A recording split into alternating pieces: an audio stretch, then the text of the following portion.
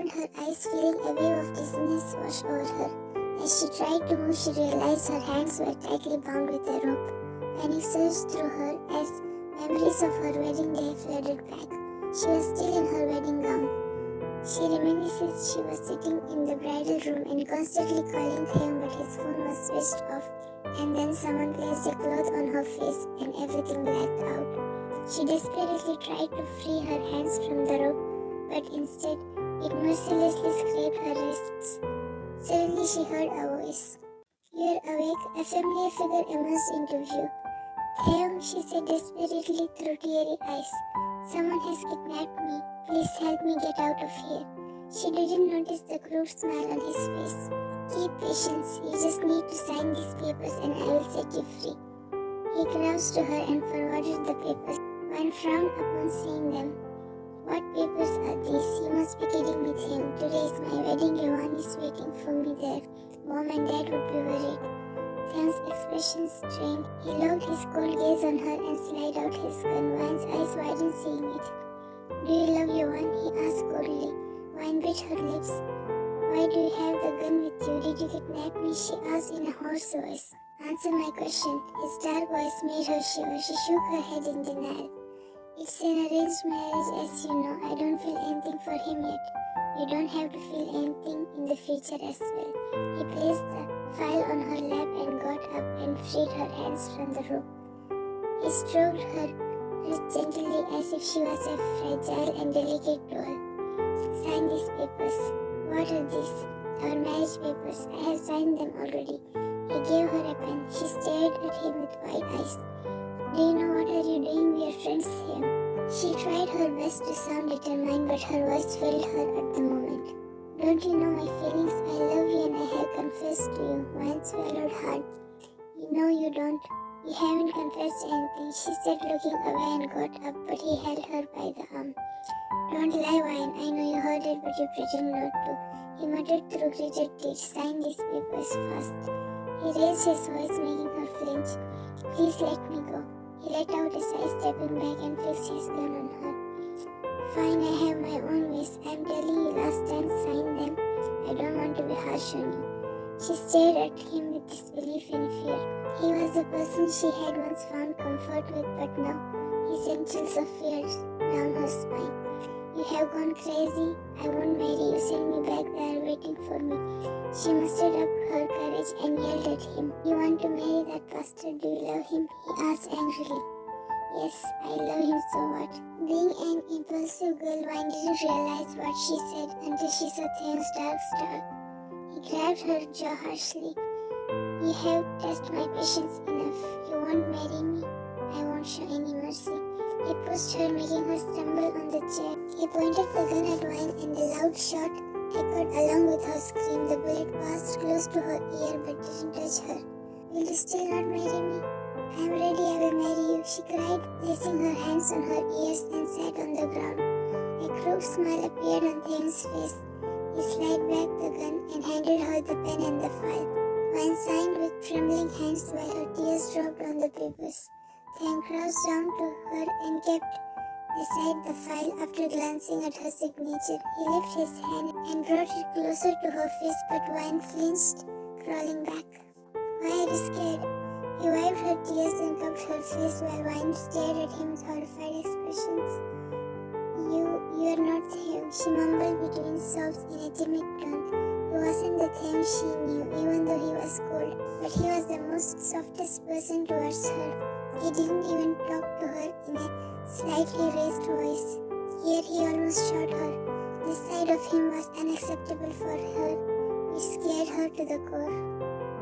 "I'm sorry, I didn't mean to scare you, but you forced me."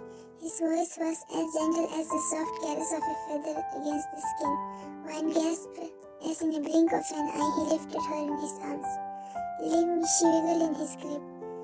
𝐘𝐻 passed her an icy cold stare. She stopped wriggling while sobbing silently. 𝐘𝐻 walked out carrying her.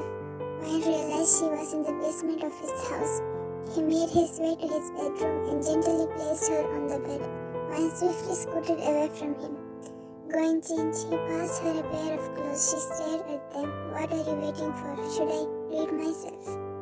She quickly grabbed the clothes and walked into the washroom. After a few moments, she walked out. Bring your gown. Why?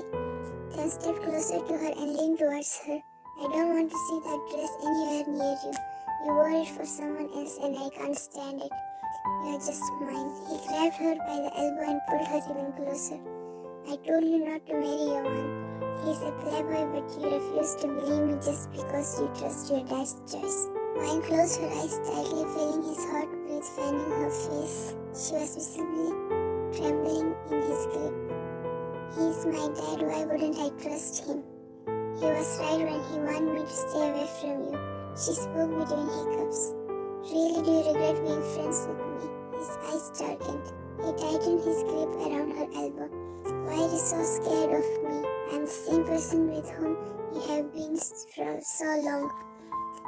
You used to feel comfortable and safe in my arms, but here you are trembling as if I'm a monster. You're not the same person. The thing I knew would never even think to hurt me, but you almost shot me. You're hurting me again and again, and you expect me not to be scared of you. She choked her tears. Then released her elbow, realizing his grip was harsh. You weren't ready to marry me, so I just scared you. I'm sorry, I didn't mean to scare you. He spoke softly and gently cupped her face. She was standing motionless. He wiped her tears, but Van felt dizzy and soon she collapsed. He caught her, cradling her unconscious form in his arms.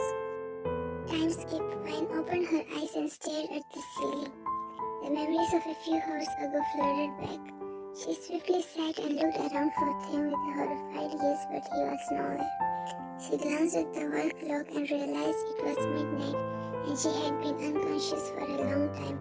She got out of the bed and searched for a phone as she wanted to inform her dad or Johan. She made her way to the living room, looking around cautiously, but it was empty. Her gaze landed on a familiar cell phone, which was placed on the table. Anne let out a sigh of relief, striding towards the table and picked up her phone. She switched it on and thought to dial her dad's number. No, Dad would be worried. I can't call him at this hour at least. She mumbled, staring at the screen. Johan, she whispered and dialed his number. On the fourth bell, he answered the call. Johan? Wine? She heard his sleepy voice. Where are you? Johan Thang has kidnapped me. I'm in his house. She whispered in a timid tone. I'll come right away. Don't be scared. No, Johan, not now. She stopped hearing a crackling sound from behind. I'll call you later. She declined the call and spun around, hiding her phone behind her back. Thang approached her. She noticed his expressions relaxed, but his gaze remained cold. Were you trying to run away from me? He asked as he stood closer to her, ignoring the phone, which didn't go unnoticed by him. Vine was uncertain if he had heard her conversation or not. She opened her mouth to make an excuse, but the words were stuck in her throat. The doctor said you need rest. He brushed his fingers against her cheek. Her skin glistened like snow and felt pleasant to touch, the tip of his fingers grazing her cheek. He pushed the hair strand behind the ear and slid his finger down to her neck. She shuddered under his touch, while her heartbeat rose in the proximity, but she ignored it. Let me go, she spoke after swallowing hard. Dan's icy gaze turned dark. Don't ever think to run away from me. I will burn the entire world. He muttered, grasping her neck and pulling her face closer. What do you want from me? She asked, staring right into his eyes. I want you, just you by my side. He said in a low tone. She bit her lips. Why? Because I love you, he said softly. You're just obsessed with me. This is not love. Whatsoever it is, I don't care. I just want you by my side forever, he said with an intense and overwhelming obsession in his voice. Stop talking nonsense. Let's go. You need to rest, he said and scooped her in his arms. Vine was too exhausted to resist.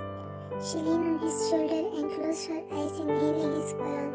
She just wanted peace, which unexpectedly she felt in his embrace. Next morning, Vine woke up and sat straight, glancing at her right side, but Thang wasn't there. She got up from bed and made her way to the washroom to freshen up. After a few minutes, she came out and saw the maid keeping the tray on the bed. As soon as the aroma of food hit her nostrils, Vine's stomach rumbled. The maid bowed politely and walked out.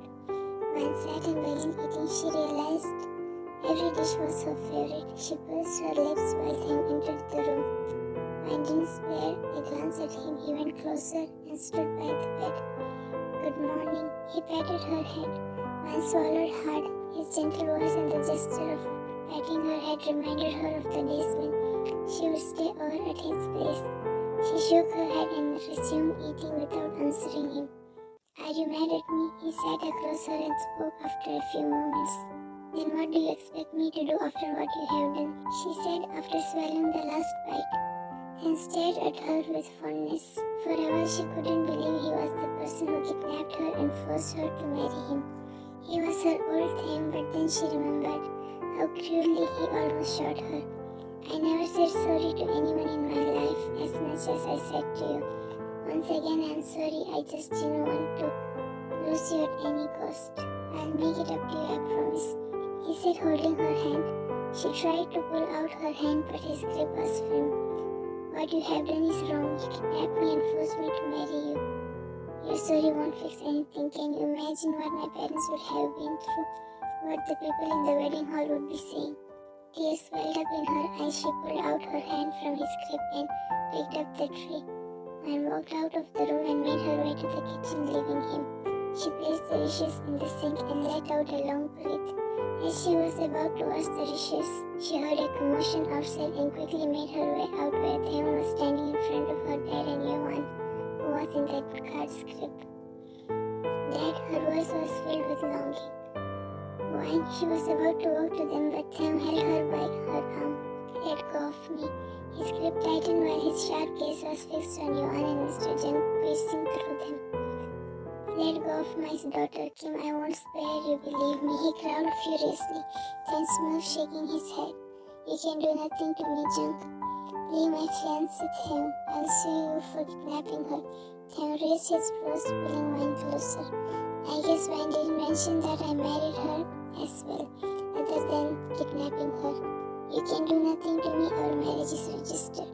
Wine's eyes widened upon hearing this. She thought he didn't know about the call. Let go of me. She dug her teeth into his hand. Them's grip loosened. She ran towards Mr. Jung while Them gestured for the guards to let go of them. She hugged him tightly. Wine, did he hurt you? She shook her head silently, crying on his shoulder. How's Mom? She pulled out, sniffing. She has been longing to see you. He kissed her forehead. Let's go from here, Wine. Johan held her hand firmly. Them couldn't hold the urge to shoot him anymore. Don't touch my wife with your filthy hand. A gunshot echoed along with Johan's groan and Wine's scream. She placed her both hands on her face, seeing the blood pooling down from Johan's hand. She trembled uncontrollably. Then straight to Wine and pulled her behind his back. Kim, Them, what did you do? He growled while the guards held him back as he was about to attack them. You touched my woman, he growled, and shot Johan on the leg. Wine was about to pass out. Are you out of your mind? What did you do? She yelled at him, pulling out her hand from his grip. Then glared at her with bloodshot eyes. Do you care about him? He muttered in a serious tone. She stared at him with disbelief. Leave me, his grip tightened. Leave my daughter, bastard. Wine dug her teeth into his hand once more, but he gently wondered. Throw them out and clean this mess, he said to the guards who began dragging Mr. Jung and Johan. You want to leave me for him? He turned towards Wine. I want to leave you because of you. You have gone insane. She cried and hit his chest with her fist. I hate you, she mumbled, trying to pull out of his grip. You can't hate me, you must love me. He pulled her closer, while the living room was empty by now. He seemed to be a maniac. Love can't be forced. I don't love you, I just hate. Before she could complete, Them pulled her into a passionate kiss. The kiss was wild, untamed, and filled with anger. Wine tried to push him, but he locked her hands at her back. Silent tears streamed down her face, feeling helpless. She sank her teeth into his lower lip. A metallic taste filled their mouths as his lip began to bleed. Them pulled out, touching his lip, while Wine moved a few steps backwards, staring at him with terrifying expression. Then wiped the blood and took a step forward, but Wine moved several steps back, shaking her head in denial. Come back, Wine. He stretched out his hand, but she flinched in response. No, sorry, I didn't, she stuttered, vigorously shaking her head. I'm not doing anything, I promise. He went closer to her and held her hand, but she covered her face in horror, then scooped her and made his way to the bedroom, cursing the moment his anger took over him. Man was trembling while her eyes were tightly closed. Then pursed his lips, seeing her condition. Instant regret washed over him. He realized he made a big mistake. He entered the bedroom and placed her on the bed. She swiftly scooted away, clutching the hem of her shirt. I'm sorry, Wayne. I promise I won't do it again. Please don't be scared of me. He spoke softly, but it was deaf to her ears. I promise I'll change myself. Just don't leave me. I'll make it up to you. He said in a low tone. Wayne's gaze was fixed on the floor. His phone rang, grabbing his attention. He answered the call and walked out. Few days later, 15 days passed since Mr. Zheng and Yuan had come. Wang's fear rose with each moment Thang was near her. Thang noticed her visibly trembling in his presence. She would stutter talking to him while he saw her with the maid, so she was normal. Thang decided to stay away from her for a while. He's trying to change his aggressive behavior. He knew what he'd done was traumatic for Wang. It was hard for her to accept it. Thang even shifted to another room. Now she was sitting in her room, staring out of the window. The door knocked, grabbing her attention. She didn't respond, knowing who it would be in the early morning. After a few moments, the door opened. She heard the footsteps coming closer. Wang. She didn't respond, still facing her back at him. Thang let out a sigh. Your mom is here to meet you. She turned to face him. Mom, she muttered. Thang nodded, shoving his hands into his pockets while clenching his fists. Usually she would lock up herself in the room if Thang was around. Yes, she is in the living room waiting for you, he said in a low tone, stepping towards her. Relief washed over him, noticing Man wasn't locking up herself for 2 days now. A hint of hope rose within him. What are you doing? She asked, seeing him coming closer. Thang was staring at her as if quenching the thirst of his eyes. Are you still scared of me? So shouldn't I? You sneak into my room at night. Do you think I wouldn't know? She asked sharply. Thang stood a few steps away from her. Not seeing you the whole day is pure torture. I just see you for a while and go back. At least I can sleep better. He clenched his fist, trying hard to hold back the urge to hug her. Wang shook her head. You're crazy, you must see a doctor. His heart sank at her words, but he composed himself. I'm running out of time. He glanced at his wristwatch. I might be late tonight. I'll be gone. She interrupted him. So what? I don't care about with whom you are or wherever you go. She spoke coldly and stormed out. This was Thang's calm demeanor that gave her the courage to speak like that. Thang let out a deep breath and followed her out. He bid farewell to Mrs. Zheng and left for the office while Wan was hugging her mom, holding back her tears. As soon as Thang walked out of the house, tears streamed down her face. Hey, Wan, stop crying, she said softly while stroking her back. Wan cried harder. After a few moments, she pulled out sniffling. Mom, did he hurt you after seeing you here? She asked anxiously. Mrs. Zheng shook her head in denial. Thang called me here, she said with a smile. Wan stared at her with disbelief. He thought you would feel better after seeing me. He's using tricks to get me, she said with disbelief. Why would he use tricks to get you? You have known him from so long. I know what he did is totally wrong, but he's not a bad person. He loves you. He's just obsessed with me, Mom. He came to make me or clear his name. Mrs. Zheng shook her head. Wine, I want the best for you. I was mad at him because what he did can't be justified. He promised me to improve himself. Who knows better than you how well he keeps his promise? Wine just stared at her blankly. He's insane, Mom. He shot Yuan. He's not my Thang, my best friend. He has turned into a beast. I can't live with him. Yuan is better than him, she said in a state of trance. Did Thang imprison you? Is he abusive? Wine shook her head in denial. He even knows you're secretly in contact with Yuan, yet he didn't do anything other than warn you because he's trying to improve himself for you. She snapped her head at Mrs. Zheng. He told me everything. I don't want you to contact Yuan again. I never agreed for Yuan. He was your dad's choice. Thang must be pretending, Mom. I don't believe it. She shrugged her shoulders.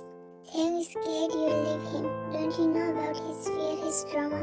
He has lost everything before his eyes. You saved him when he was lying on the road drenched in blood.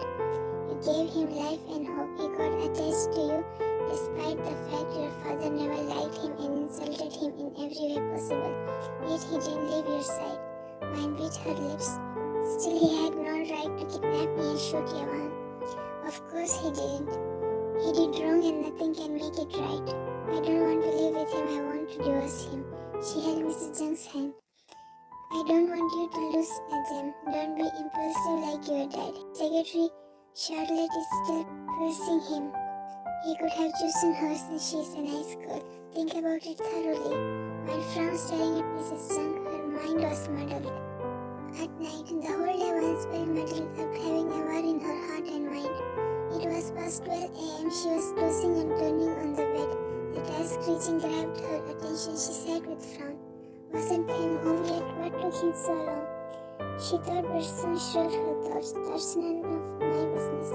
She laid back, but the door knocked. She sat straight once more, thinking to open the door or not. When she heard his drunk voice and opened the door. I'm home, he said with the sweetest smile possible and opened his arms. He stepped forward but stumbled. Wine swiftly held him. He snuggled into her neck. Let's go to your room. Then shook his head in denial. No, I want to stay with you. He pulled out and dragged her to the bed. He sat her and placed his head on her lap. Wine was taken back.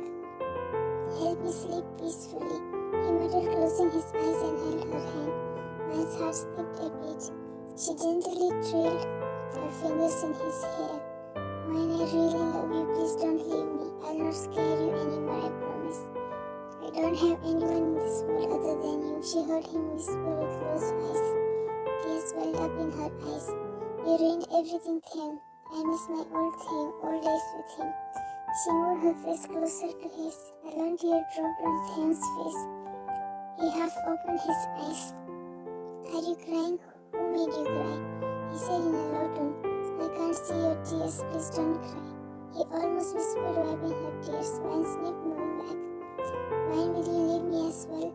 I know I'm a bad person, but can you please stay by my side? He encircled his arms around her waist tightly and snuggled into her. Wine held her breath at such proximity. She reluctantly trailed her fingers in his hair. The more she thought about them and their relationship, the more she was muddled. Time skipped. After the night Them was drunk, they didn't confront each other much. The next day Them woke up, but he didn't find Wine. He just warned her not to be in contact with Yawan. A few days ago, Wine contacted Mr. Zhang and he told her to sneak out of the house and run away with Yawan from the back door as Them was busy these days. Wine felt a kind of restlessness in her heart. As she recalled his words and their memories over the years, she didn't want to leave. She wanted to stay with him, but then Yawan and Mr. Zhang reminded her how merciless Them is. Somewhere in her heart, she heard a voice that she shouldn't leave him. She would lose him forever if she took such a step. After thinking a lot, Wine decided to give up on the idea of running away. Deep down, she found it hard to let him go because of the strong emotions she felt for him, which she had been holding back. Now Wine was sitting in the bedroom thinking to talk to Them tonight. She was glad to see the improvement in him. He made sure to speak to her with the utmost gentleness, being mindful of her feelings, which didn't go unnoticed by her. Her phone rang, grabbing her attention. It was Yawan's caller ID. She answered the call. What did you text me? Are you in your senses? Do you want to stay with that monster? He said furiously as soon as she answered the call. Yawan, I have told you several times not to call him a monster. He is my husband and before that he is my best friend, so mind your words. Finally, you accepted him as your husband. Didn't you want to leave him? He muttered. Yawan, that's between me and Them. I was in contact with you just because of that. During that time, I was going through a lot of mental turmoil. You have been a good friend to me. I think we should end it here. Because of my impulsive nature, I decided to leave him instead of trying to understand him. But now I don't want to leave him anymore. She spoke calmly. Yawan went silent for a while. All right, Wine. I understand what you are saying. Can you meet me for the last time? It might not be possible. Just once, it will be the last time. Okay, I'll see you at the back of our house, she said and declined the call. Few hours later, Yuan sent Wine a message that he had arrived. Wine carefully made her way out, not wanting to get into the sight of the guards. Even though 𝐿 arrived home late, but still, she had a fear in her heart. She came a bit farther from the house. Yuan's car came into her sight while he was leaning on it. Wine intended to send a message to 𝐿 and inform him, but then she dropped the idea, thinking he might misunderstand her. She walked closer to Yuan with a trembling heart. You took long, he said, glancing at his wristwatch. Just tell me why you wanted to see me, she asked indifferently. Yuan held her hand. Why are you so scared? I'm here. Wine pulled out her hand from his grip and glared at him. Don't touch me, Yuan. Did you forget how you ended up last time? She said coldly and fished out the phone from her pocket. I don't want your phone and I haven't used it. I'm just here to return it. Yuan took it from her, staring at her intensely. You may leave. I don't want to see your face, she said through gritted teeth. What happened to you? Earlier you were fine. Why are you being so angry now? Wine clenched her jaw and let out a breath. I'm angry with myself. Why did I even trust you? I discovered you have got a bet with your friends to hook up with me, knock me and leave me. I'm glad Mom just sent me your voice notes. I regret not believing them, she said through a clenched jaw. Yuan stared at her for a while and chuckled. Finally you know it, but I have a few changes in my plan. I won't leave you. I will keep you by my side forever. He said, stepping forward. Wine shook her head in denial, stepping back. Yuan reached out his hand, holding her by hips, and pulled her closer out of the blue. Leave, she pushed him, but he tightened his grasp without thinking twice. He placed a slap across his face and kicked him between his legs, taking him off guard. She began running without looking back. She felt her heart was about to explode out of fear. She wiped her tears, but they kept coming. Wine was running until she bumped into someone. Before she could feel, a pair of muscular arms held her firmly. Him, she said, and threw her arms around him tightly, then stood still, staring at Yuan behind her. After feeling him standing still, Wine pulled out. She spoke, looking at him with despair, but he interrupted her. Let's go home. His voice held no emotion. Wine's heart sank. He turned around and headed to their house. Wine felt tightness in her chest. She ran after him, trying to match his pace, but he was faster. They arrived home. Wine saw him walking towards his bedroom and slamming the door. Wine went and twisted the doorknob. It was locked. She wanted to explain and make herself clear. She didn't want him to misunderstand her. Wine flinched, hearing glass breaking sound from his room, and it carried many more sounds of things breaking. She knocked on the door and called out his name, but it was as if he was wrestling inside. Wine was scared to the core, but still she mustered up the courage to knock on the door. She walked to the study room to find the extra key. As she opened the drawer, the tire screeching sound grabbed her attention. Did 𝐿 go somewhere, she thought, and ran to his room only to find it messed up. Everything was broken while the bloodstains were all over the floor. Did he hurt himself? She mumbled, following the direction of the bullet, which led to the main gate. Wine felt her mind going numb. 1 week later, since that day, 𝐿 hadn't returned home. Wine called him several times, but his phone was switched off. She went to his office and discovered he had gone on a business trip. Now she was lying on the bed, staring blankly at the ceiling. How could he live without telling her? In the past, he would drag her along with him. She felt a surge of overwhelming emotions, a whirlwind of confusion and helplessness. Tears welled up in her eyes as her heart sank, feeling lost and abandoned. In the past, she didn't realize she was attached to him mentally and emotionally. Maybe she didn't have the time to think about it because most of the time he would be around. Even if he was busy with work, he would make sure to call and text her. Tears rolled down her eyes thinking about the past. She just realized no matter whether the memories are happy or sad, they just hurts. The screeching of tires filled the air, instantly grabbing her attention. 𝐿, she whispered, getting out of the bed, and made her way to the main door, wiping her face. Wine's steps came to a halt, saying, Charlotte, carrying drunk 𝐿 along with the help of the driver. Wine strode towards them with a frown. Leave him. She slightly pushed Charlotte and held him. They escorted him to the bedroom while Charlotte followed behind. After lying him on the bed and turned to face Charlotte, "You may leave, Charlotte. It's pretty late. Driver will send you home, and thank you for sending him home." One said in a soft tone. Charlotte smiled. "It's all right, ma'am. Take care of your husband." One smiled faintly and bid her farewell. She closed the door and came to the room. "Thames," she gently patted his face. He just hummed in response. "Thames, why you were with Charlotte at this hour?" She couldn't hold back her restless heart. She knew Charlotte was a nice and decent girl, still she was scared of her feelings for him. He hummed in response again. Van moved back and took off his shoes and wristwatch. Her gaze shifted to his hand, which had a bandage. Van gently held and pressed it against her cheek, staring at him. Next morning, Thames woke up pressing his temples as his head was throbbing in pain. He sat straight, blinking his eyes, and looked around. He was stunned to see Van's sleeping figure beside him. As if feeling his gaze, she fluttered her eyes. Thames looked away and got out of the bed. "Thames," she swiftly said, holding his hand. Thames stopped but didn't turn towards her. "Why were you drunk last night? Where were you?" She almost forgot he was away for a week. "Didn't you say you don't care? You shouldn't be concerned." He released his hand gently from her grip and walked to the washroom.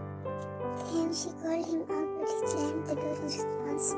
Van bit her quivering lip and got out of the bed to freshen up before Thames. After a few moments, Van came back to the room, while in the meantime, Thames also came out of the washroom, rubbing the towel over his hair.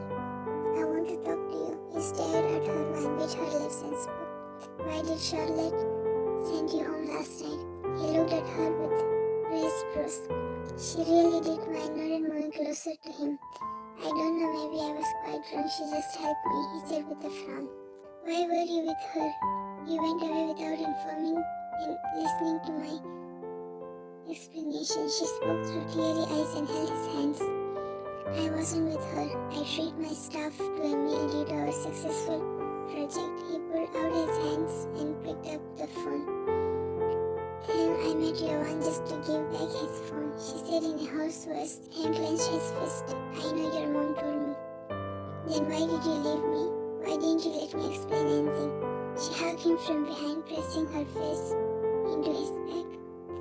"I want you not to be in contact with him." "But you were not only in contact with him, you went to meet him." "I know I have ruined our friendship.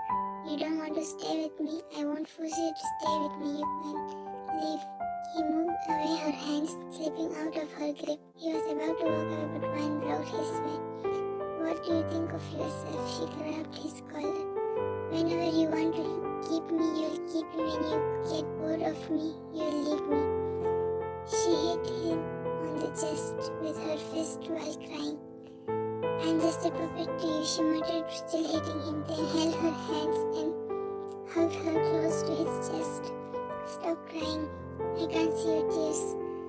He tightened his grip around her. "You're making me cry," she whispered, then kissed her crown. After a while, she pulled out and looked at him. "I want to stay with you. Don't leave me." "Do you think I can survive if I leave you?" "I just said it to see your reaction." He wiped her face gently. "Then why did you leave me this whole week?" "I was angry. I didn't want to scare you once more. Besides, I wanted to give you some space and deal with your one." He pressed a long kiss on her forehead as if he wanted to send love, devotion, affection, regret, everything he couldn't express in words.